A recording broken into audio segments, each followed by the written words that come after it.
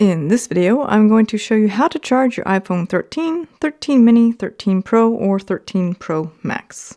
So these phones still have the Lightning port on the bottom of the device, and inside of the box you should have received this charging cable.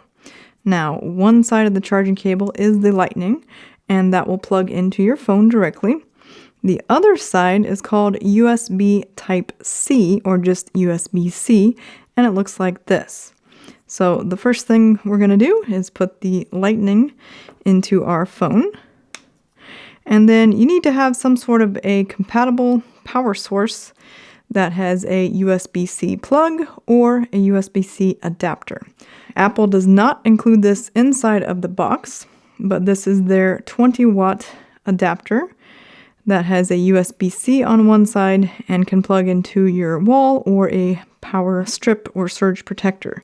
So you just put the USB-C side in here, and then you put this into your wall or power strip. If you don't want to purchase that, you need to have some other compatible charger. So for example, I have a portable power bank here, and it does have a Type-C power delivery port. So I can insert this here, and you now see that we do have a charging indicator here.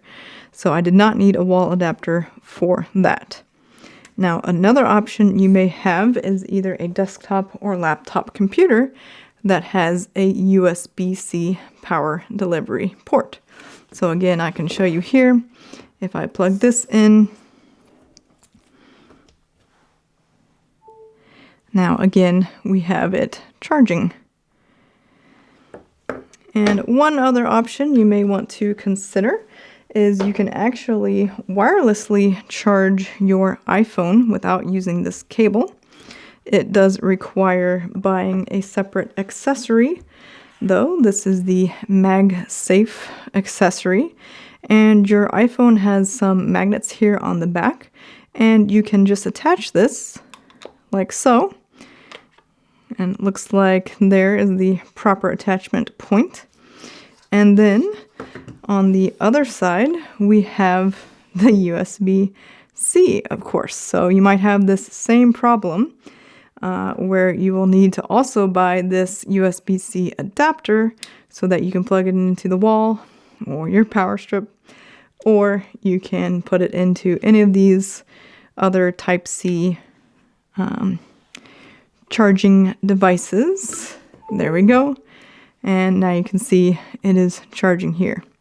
And that way you don't have to plug it in every time. You can just set it down on this wireless charger. Another option is to try the Lightning to USB-A cable that you may already have if you've had a previous iPhone or iPad device. Now you'll do the same thing by putting the Lightning end to your phone, but you'll need to insert it into an adapter that is compatible. So for example, I just tried this adapter. It's the 12-watt adapter, and that did indicate it started charging, although it will be a slower charge than using USB Type-C. But one thing to note is if you have this old 5-watt adapter, this did not work for me. I plugged this into my outlet and it did not start charging. So you can try whatever Lightning to USB-A and older adapters you may have and see if that works, and you may end up not having to buy that USB-C adapter after all. If you found this video helpful, could you please give it a thumbs up down below and consider subscribing to my channel if you want to learn more about your iPhone. Thanks so much for watching, and I'll see you in my next video.